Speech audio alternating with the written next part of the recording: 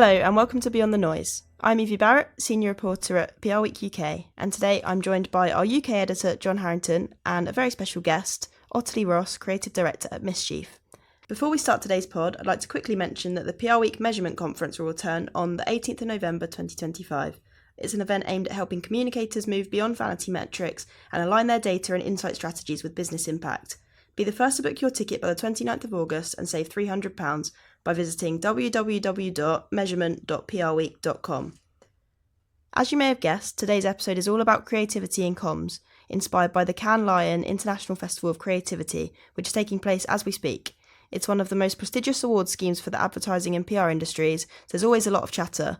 Last year, a UK PR campaign for Specsavers by Golin won big, so a lot of PR professionals will be keeping an eye out this year for whether the UK PR industry will perform quite as well by comparison. Have you guys seen the shortlist for the PR category? Let's kick off talking about that. What did you make of it?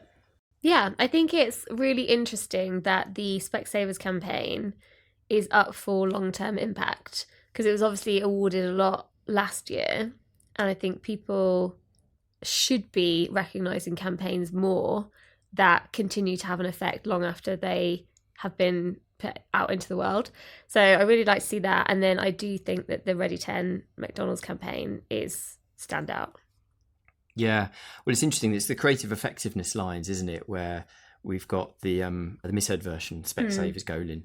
And I agree. I think that's something people have been saying for a while, isn't it? That we don't do enough to recognise long-term campaigns, and in a way it can make PR look a bit superficial and one note. So and it's very good. vacuous. And I think, measuring long-term impact, because we've always had a problem with measurement, right? Like, that's why we struggle to command bigger budgets. It's why we struggle to show that PR has got value in the marketing mix.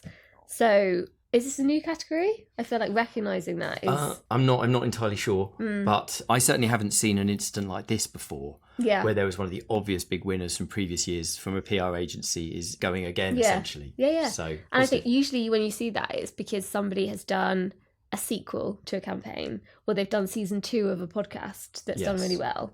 So it's kind of new work, but in the same vein. But I actually think that all awards should adopt the long-term impact strand, because then I think it gives PR agencies more of something to shoot for, where they're actually like plugging in maybe a piece of strategy that can work long term, versus I think there's a lot of focus on awards rewarding campaigns that are like stunty and quick and maybe there and gone and don't have that lasting impact or memorability. Yes, mental note for PRWeek Awards next year. Having said that, I don't think there's anything wrong with a kind of quick stunts. That's just sort of, it's all good stuff as well, but you're right. I mean, there's a time and a place for it. There is, but seeing as you opened the floor to stunts, that is one of my big bugbears in the industry, because I do think if we look at PR versus advertising, we have sort of boxed ourselves into this space where we are quick stunts and only quick stunts. And because that's what we're awarded for predominantly, and because that is what a lot of agencies hang their hats on, I think what we're missing out on is big brands thinking who can do this long-term strategic piece and who can really shift paradigm in the category space, not PR agencies. And I think that's where we're sort of dumbing ourselves down a little bit. Right, interesting. And it'd be quite good to look at the sort of geographical elements to this. Certainly last year we saw UK PR agencies win quite a lot at Cannes. Obviously we talk about them a lot and we award them a lot in terms of our own awards, the various PRWeek awards over here, but we can be a bit biased. But nevertheless, it seems like UK PR is in quite a good place when it comes to creativity at the moment. Do you agree with that? Have you got any sort of particular views on how we compare to other markets, and are you impressed by what we're producing generally as a country? Yeah, I mean, I think there's a big volume of work recently, because I think last year not a lot came out. Brands were going silent because it was such a difficult period. People didn't know what was going to happen in the financial landscape. So a lot of brands dealt with that by just not doing anything.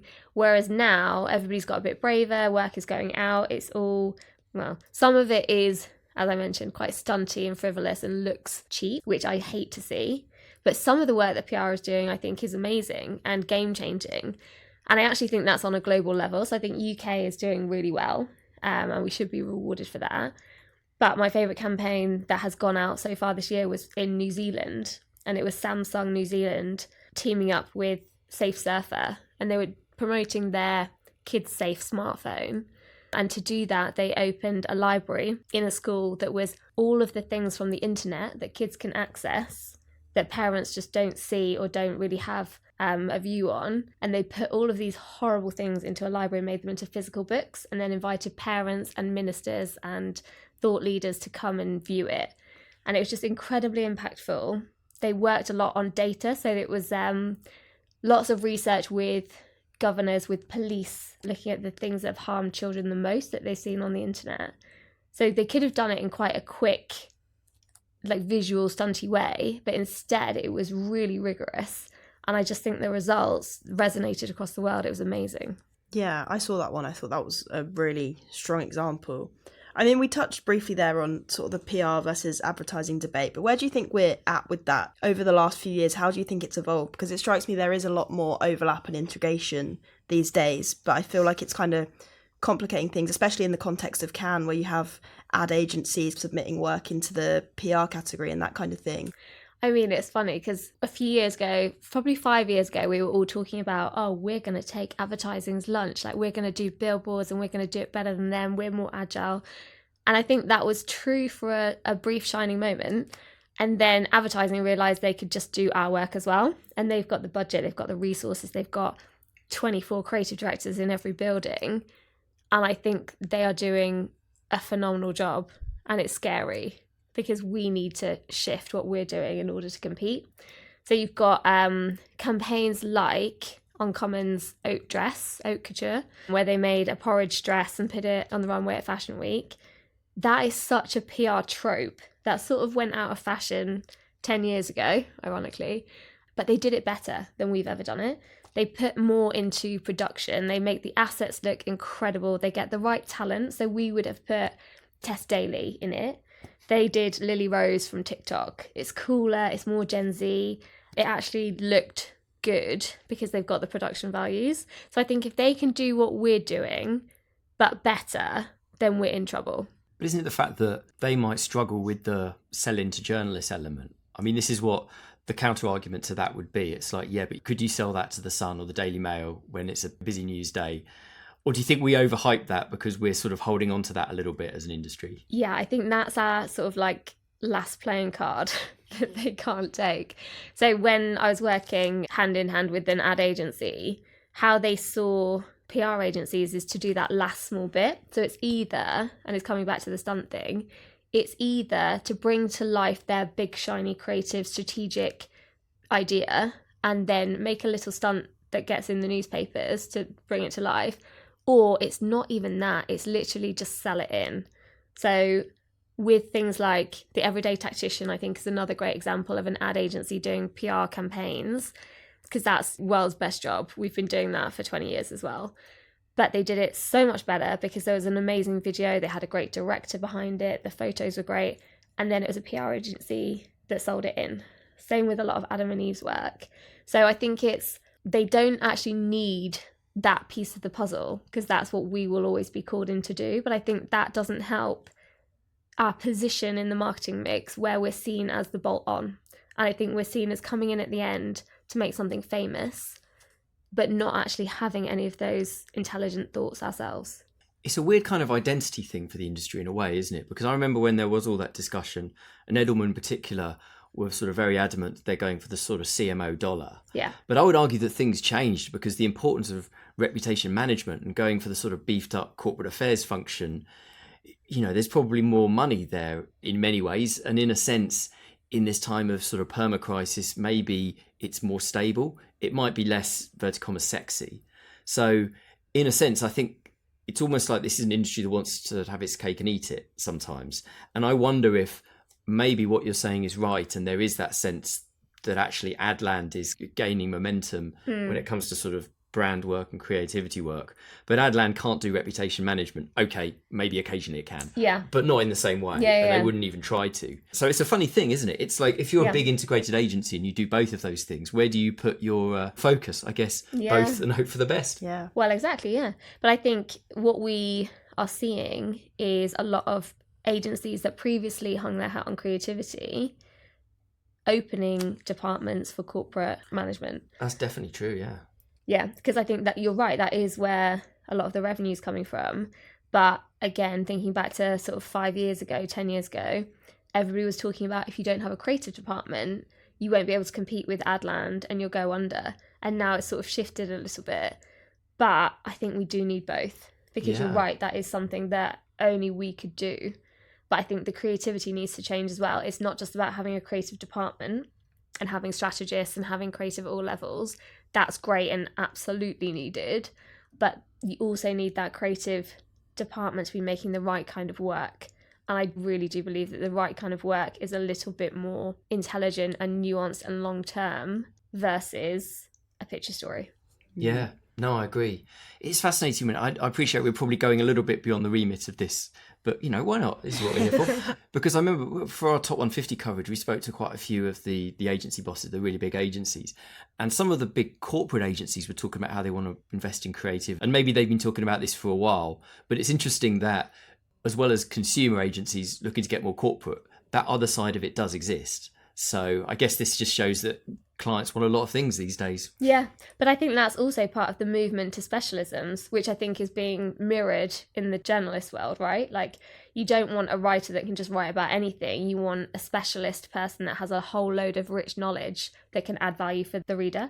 That's exactly the same as in PR, because we all used to be generalists and we all used to make something, go and do a shoot, be putting vinyls on the wall of an event and then going selling it in. Like, we used to do everything, and that meant, like, let's be really brutally honest with ourselves, that meant we weren't very good at anything. And then there has been this shift towards hiring specialists and sort of rummaging around in the SCA where all of the Adland get their creatives from, and pulling in some of those skills in that format of working. And I think that shift has meant that we're getting bigger work out, which is then getting awarded at Cannes. Just to bring it full circle, I would say that is one of the key things that has elevated our work and our creative output in the last couple of years.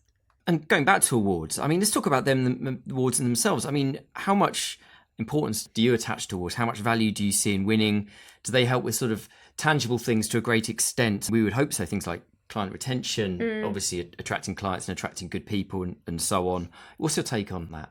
It's a funny one, because I don't believe that awards are necessarily awarding the best work. And I also don't think some of the campaigns that are going out there getting blanket coverage is deserved. But I think what you have in any awards system is a group of people that all have a really subjective point of view. Some things everybody agrees should get an award and they're amazing and they're brilliant and they're game changing. Some things you just think, well, it got like a lot of national, it wasn't that original, but we'll put it through.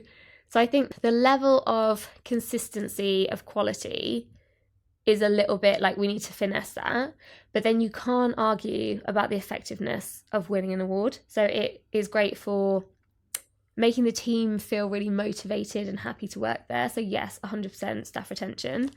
But I also think in terms of marketing and getting more clients in the door and being put on bigger and bigger pitch lists, it's invaluable, because clients want to win awards as well.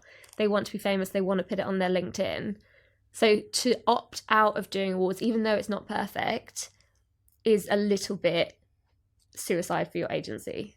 Do you think like a Cannes Lion sits quite far above other awards? Like clients Very do really much value so. that more. Yeah. Interesting. But I think that's also part of the we want to be more advertising, because they're seen as above us, right? Like in the mix, they get bigger budgets. We sort of put them on a pedestal. We want to win the awards that they win. So we want to win Cannes, we want to win D&AD pencils, we want to win campaign awards. Like, I think there is that, but obviously there's a lot of other great awards that we want to be winning, but they have sort of become the holy grail, yes. But equally, advertising want to win PRWeek awards because they want to show their clients that they understand earned. I suppose, yeah, it kind of goes both ways. Yeah. I mean, I guess the funny thing with Cannes is that it sort of tends to spawn this certain breed of award-winning work that people will sort of recognise.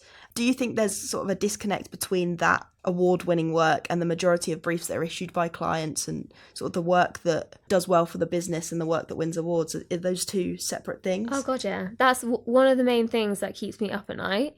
apart from my 18-month-old. But it's really tricky because we all want to be making that work. We all want to be winning the big awards. But it's very rare to get a client brief that flexes into that space. And what you usually get is a brief that wants to do 8,000 things. You need to get these 5 key messages in. And they say at the beginning, don't they, clients, like, oh, we want to be really brave. Like, we want to make amazing work. But we really need it to have this as part of it. It needs to say these 5 things. Or you cannot say that. It can't be in the colour blue. Like, they've got so many caveats that you get filtered down to this space where you're making very similar work for them. And the team gets frustrated. So I think when you have a lot of big clients with very strong opinions about what they want to see coming out of the agency, you have to supplement it with more agile, maybe challenger brands so that the team feel like they're making that important, impactful work. And that's why you see a lot of agencies doing pro bono. It's not just because we're lovely people. It's because that is an opportunity to do more creative stuff. And on that point, I guess, of purpose, an endless conversation, what's your thoughts on, just looking at the early sort of Cannes shortlist and some of the early winners and so on, and actually what's won in recent awards outside of Cannes? Have you got any thoughts on where purpose is going at the moment? Do you think the sort of the retreats on ESG, heralded for quite a few months now, do you think that's sort of overblown? Do you think purpose is still there and changing? What's your take? Yeah, there is a real climb down on everything has to be purpose, because what I think you got was a lot of campaigns that were greenwashing, which we now can see through. But at the time, we were just really rolling with this whole down with plastic, down with pollution. Now I think we investigate them a little bit more closely. So I think badging and greenwashing has had to go.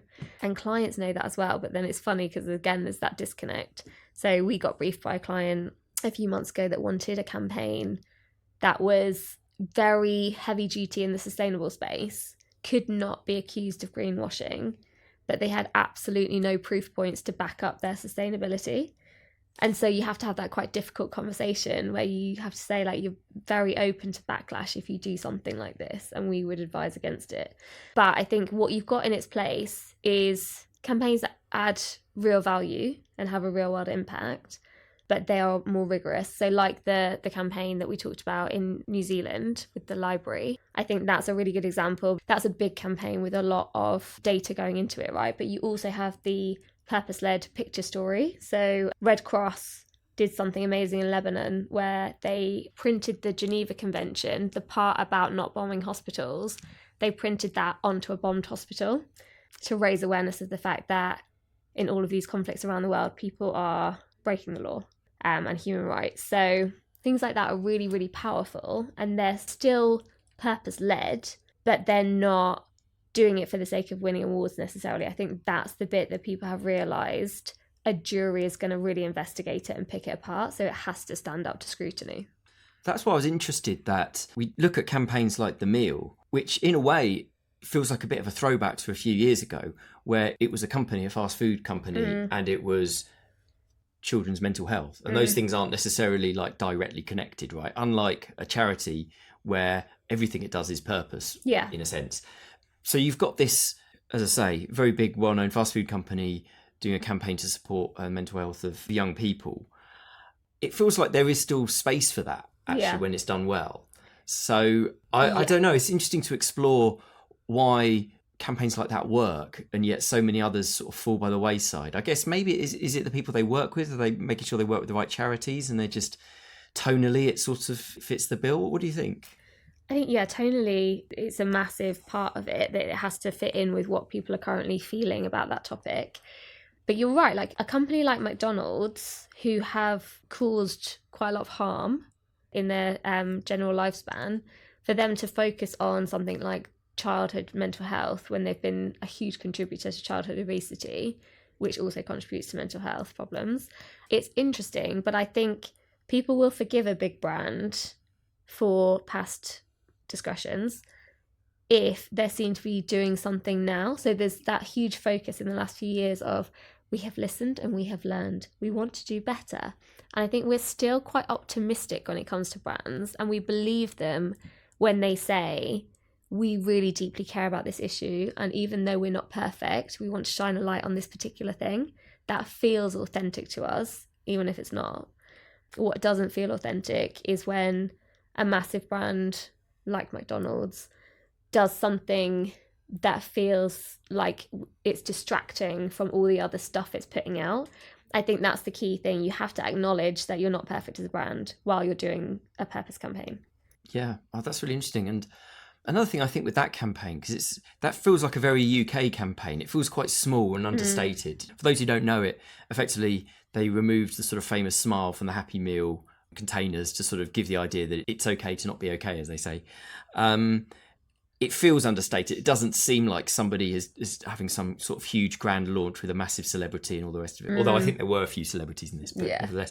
Tonal, I think that's what I mean about the tone, really. It doesn't seem like it's overblown. It's quite small, but it sort of seems to have an impact. But yeah, and I think they have to treat the subject matter quite sensitively. So when you turn something quite serious into a PR pun, or you put a sort of vacuous celebrity to front it, it starts to feel fake. So you have to just deal with all of the different component parts in quite a sensitive way for it to come off.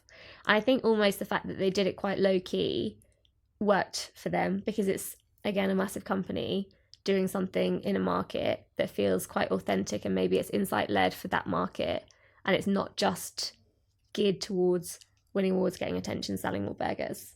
yeah. Moving on to the sort of structure of creativity in agencies, and we saw you touched on it earlier on a little bit, but at Mischief, what's your approach to boosting creativity sort of throughout the agency? I know you've always got creative teams, but how do you sort of bring non-creative team members into brainstorms, if that's what you do? How do you sort of maximise the creative output, if you like? So it's always good to get lots of different opinions and worldviews as part of a creative. So we always try and have weekly agency-wide creative sessions where we all solve a brief together. But what I think is a really interesting space that Mischief is in is we're part of a bigger, wider network. So we're part of MHP, who have got specialists in public affairs, in health, in lots of different areas. And it's so interesting when you put people from different specialisms together, because then they really create something quite magical. So what we do is bring juniors along for creative sessions, yes, but then we also do a lot of talks. We've got Alison Phillips, who is the ex-head of the Mirror Group. She comes and does talks about how to create a story that really works for media. We've got different experts that might come and talk about what the new Labour government's budget means for different industries and how a campaign might be built around that. So I think it's just that knowledge pooling is a really key skill. And I'd say if you're not part of a big networked agency, you can pull people in from outside. So I think it's so valuable to have outside expertise come and speak to a team and inspire them and get them to think in a different way, because we're very guilty of head down, doing what we know we're supposed to do, going home. So I think disrupting that pattern is where you get some really interesting thought starters. Yeah, and I guess it must be a good sort of sense check as well about whether something might be bad taste or out of tune. I imagine people from public affairs might be pretty in tune with what's going on politically. Well, you'd hope so, politically. So they might be able to give a bit of a hint as to why, I wouldn't do that then because this is happening, and practical stuff like that. 100%. And also, so the book Rebel Ideas is really interesting, and it's about how crucial it is to have different points of view in a room, because a problem that you're trying to solve with like 3 white men, you like throw a woman in there and suddenly it's completely different. We had something the other day where we were talking about the fact that 30% of marriages end because of arguments about household chores, and we had 4 women going, yeah, I can see that, and then the single man in the room was just like, no, I don't think that's a thing. So I think just having all of those differences of life experience makes for a richer, more shorn up idea, versus like if you have, and that's again a huge problem in PR that we probably shouldn't open that kind of worms, it is predominantly white middle class people, and we don't necessarily tap into the thought streams and the audiences that we could be. Yeah, absolutely. I mean, You throw AI into the mix these days. What impact do you think that has? Is that enhancing work, I guess, behind the scenes and in the output, or is it kind of threatening our creativity to a degree, do you think? People really debate it, but I can't quite yet see how it is a detractor, because I think the design element is really great for things like pitch assets, but you can still see that that's made by a computer and not by a human. And when you put in the work and you hire a designer, it's inevitably a lot better. I think it's great for shortcuts. I don't think in its current format, we're in danger of losing our jobs. Maybe in 15 years down the line, I don't know how quickly it's going to evolve. But currently I see it as a crutch and something that adds to what we do day to day and speeds it up versus something that I'm worried is going to take my job. Because also it takes things that are already out there. It scrapes the internet for things that already exist. Like if you were to ask it, come up with an idea for me for a new whiskey brand, it would tell you loads of campaigns. I'd say it's probably at the level of like a super junior executive. It would give you quite obvious stuff because that's what it's found and that's what's most prevalent across the internet. It doesn't think in original ways. It's not breaking new ground. It's not putting interesting things together that you would never logically put together. And I don't think we're in danger of that happening in the near future. Yeah, I think you're right. I think it is that kind of next iteration of like a search engine or something for now. And I mean, we're seeing it being used in smart ways in campaigns, like looking at the Cannes shortlist this year, the O2 campaign, Daisy versus Scammers. And they kind of said that they'd had this idea, I think 5-10 years ago and couldn't pull it off. And then now, thanks to AI, they've managed to do it. But then again, I think that was an idea that came to them through their marketing agency rather than their PR agency. So again, it comes back to it being used as a tool in different ways by different types of agencies and kind of, I guess, bringing disciplines, PR, marketing, advertising kind of closer together in a way. So it'll be interesting to see how it plays out. And as you say, how quickly it evolves, it's really hard to tell. Yeah, that's the thing. I think it's rash to make a prediction right now because it's still in its infancy. I don't want to hang my hat on anything. Onto PR tropes. I find these very, very interesting. We were talking about some earlier on, the best job in the world, quirky dress, all that sort of stuff. Are there any you'd really like to see the back of? Or one you think you should bring back? Does the world need more quirky food, clothing collaborations? No, maybe? That's exactly the two that I was about to say we need less of. Okay. So like world's biggest just has to go. That's not a thing. Like Cadbury's just made the world's biggest cream egg. I'm like, surely you've done that before. I swear I've seen that. No one's going to eat it. Like the thought is actually disgusting because you need to have the right ratio of chocolate to the fondant cream, right? Like that's just gross. Also, surely most cream eggs are the same size anyway, so the world's biggest wouldn't even need to be that big. Yeah. No, it would just be like an inch bigger than the previous. Yeah. So it was like this big and like, cool, what are you going to do with that? And I think in an era where we do care about food waste, it's irresponsible. Yeah. So there's that. No more world's biggest, no more Guinness World Records. No one reads the Guinness World Record book anymore. I'm amazed they're still selling it. And especially not Gen Z, which is so many briefs are geared towards that audience.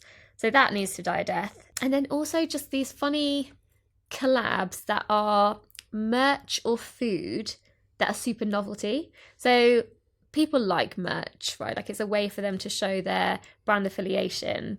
And if it looks good, and bonus points if it's been created in collaboration with the designer, yes, fine. But when they do things like the Cheetos trousers that you can wipe your fingers on, like I missed that. Nobody is going to buy those or wear those. Like it's an idea for the sake of it. And things like the Domino's is actually a huge villain in this area. They did the garlic and herb Easter egg. Yeah. Disgusting.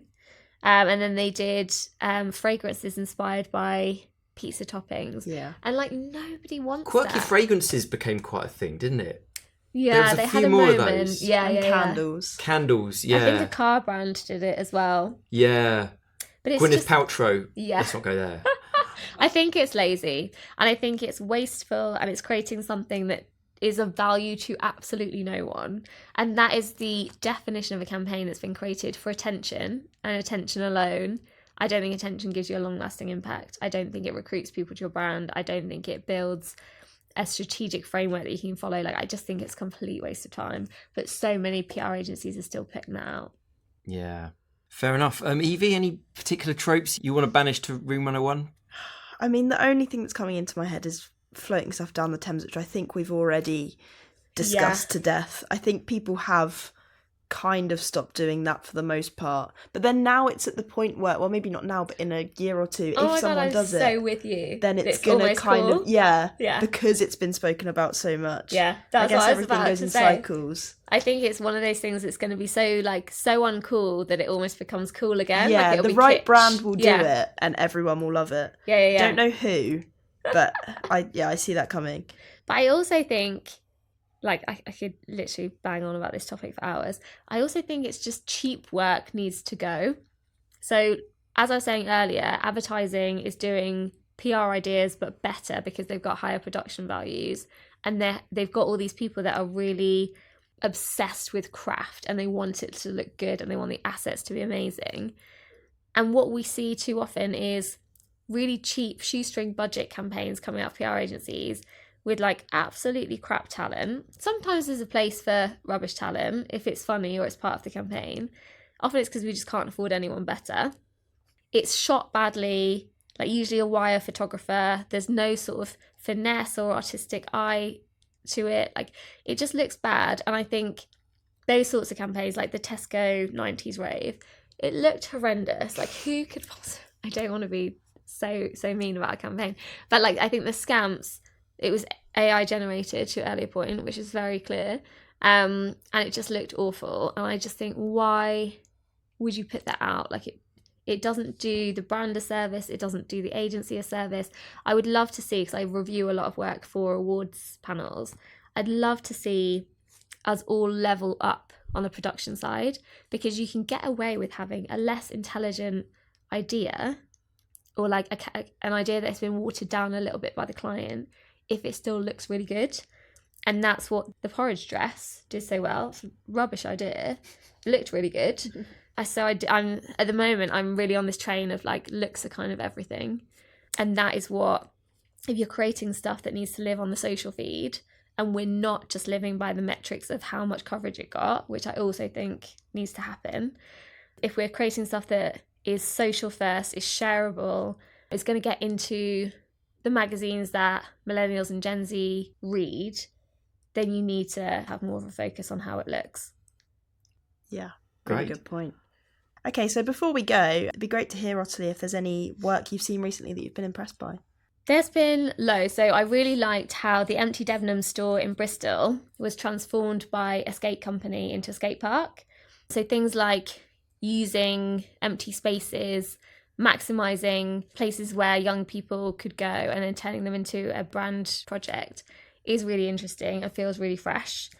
I still think some of the purpose-led stuff is really interesting. So like IKEA's sleepless lamp. I mean, everything IKEA do is pretty good, isn't it? But their sleepless lamp, which was powered by the disrupted sleep of 500,000 kids living in poverty, was a really nice way of shining a light on a problem. I think it was really effective. I really liked the My First Animal Lab by PETA in the US. And it's similar to the farm toy that I think Fisher-Price made a few years ago that was all about battery farms. It's just using kids and their innocence and their natural optimism about the world and showing them the harsh realities. It's just so powerful. So I think that's a trope that always works. It's really fascinating. And then I think some other countries are doing really well, like Holland in particular. I think a lot of really good creative work comes out of there. And they recently did, a Dutch retailer called Bol was asking men questions in job interviews that usually only get asked to women. Like, how are you going to balance your personal life and your work life? And it was just really an amazing piece of content that just really shone a light on that gender inequality. So again, a purpose-led campaign, but really, really effective. Amazing. Well, unfortunately, that is all we've got time for today. But thanks so much to Ottilie and John for joining me. Thanks to you for listening, and goodbye.